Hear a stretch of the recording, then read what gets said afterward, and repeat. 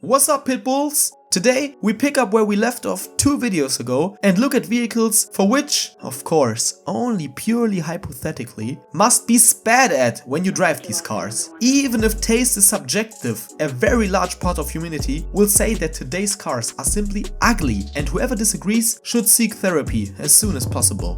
The first thing to go is the BMW 2 Series. This proves that not everything new is good. And certainly not a BMW. I don't mean the coupe in that case either, because that looks cool. I mean the 2 Series Active Tourer. Visually, it looks like they tried to cross a Toyota Verso with a BMW. You sort of pair an already deformed elephant with a pig, and out comes this car. But this woman's repulsor is only meant for heads of families who have already finished with their lives and at least think something of it because of the logo on the steering wheel. The BMW i3 is probably even more disgusting in terms of its shape. But it has the eco-innovation bonus and is therefore obviously marked for the target group, which is why there is no need to kick it again, theoretically. Normally, Italians are known for good food, fashion and loyalty in world wars. The Alfa Romeo is none of those things. The taillights are shaped like an intimate hairdo. I mean, what the f***? What is that, please? Hey yo, what the fuck? Normally, Alfa Romeo lovers think that everything they put out is awesome, but somehow I find it hard to relate. I guess it's not particularly reliable or fast or well equipped, but it is available as a sports car, which is a station wagon version. Resembles more of a hearse, but for Alfa Romeo fanboys, probably the best there is. Alfa Romeos have been rated so good and popular in the past that they have lost well over half their value after just 1 year. Let us continue with the Nissan Juke. From 2010 to 2019, about 1 million Jukes were sold, which is great, but quite questionable considering its visual shortcomings. The longer you look at it, the more aggressive you become. It looks like the result of a non-consensual group penetration between a Nissan 350Z, a Toyota Prius and a Beetle. The result was this car, which conceptually met the demand but is intended only for people who have very specific tastes. You must tolerate it, but there is no reason to accept it. Just like LGBTQ.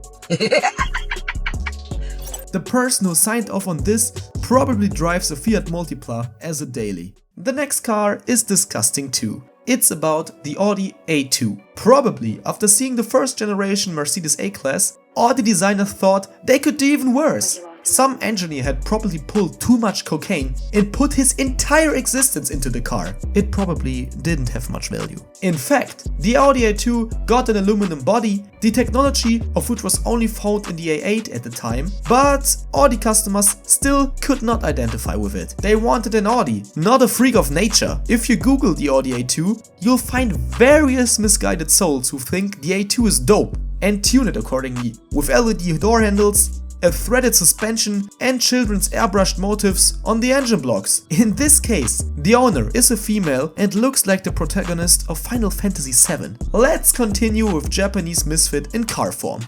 The Nissan S-Cargo.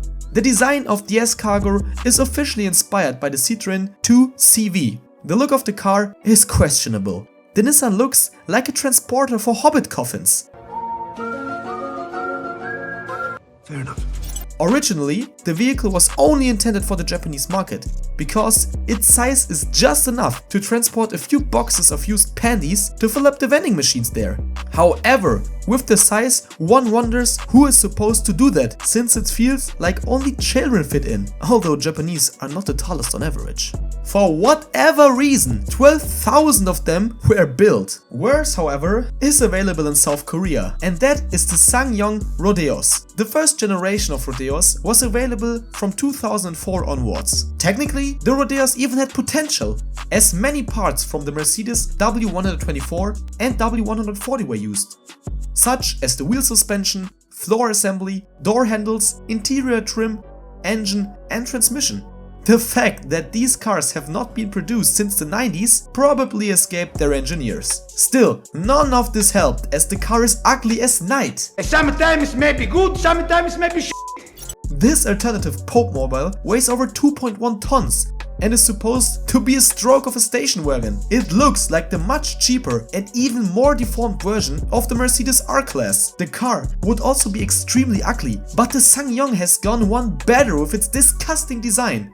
If you want to be bullied because of your car, you should get one of these. Because it's bigger and fatter than an S-Class, it offers enough space to feel alone. Because no normal functioning human being wants to be seen in it. And you don't even want to own this car for money. I mean, it's alright, like... At that time, Asian car manufacturers were not so much concerned with design, but rather with technology. From 1999 to 2006, Honda mass-produced its first hybrid vehicle and was quite successful with it. The Honda Insight had a fuel consumption of 3.4 liters and CO2 emissions of only 80 grams per kilometer. For the time, that was revolutionary. A Golf 8 with a 1.0 TSI Euro 6 engine has CO2 emissions of 102 grams per kilometer. Greta Thunberg would probably get all misty-eyed. How dare you! This car is made for biology teachers and women with a man's voice. It's proof that just one detail can make the rest instantly bad. So, for example, if someone has an ugly face, a too flat upper body or a small booty, the person is automatically worth less. So, if the Honda Insight didn't have those weird wheel covers, it would probably be half as gross. So, in our almost nudist culture, it's essential to show more of yourself. Remember that, girls. Pitbulls. If you had something to laugh or puke about, like this video and share it with your friends, who are even uglier than the cars just featured. Subscribe to my channel for more verbal diarrhea in the future. Cheers!